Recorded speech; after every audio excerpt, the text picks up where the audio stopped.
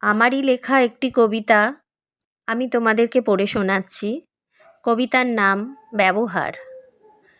রূপের বিচার করে সবাই, গুণের বিচার করে কম। টাকা ছাড়া এই জীবনে নেই কোনো কিছুরই দাম।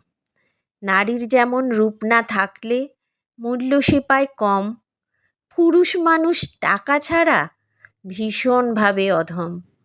রূপার টাকা এই সমাজে ভীষণ মূল্যবান। এই দুটো না থাকলে হয় কেউ করবে না সম্মান। ভালো মানুষ, ভদ্র মানুষ সমাজে আজ অচল।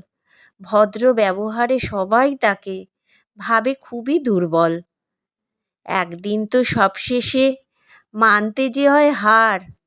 জীবনের শেষে খোঁজে তখন শুধু একটু ভালো ব্যবহার।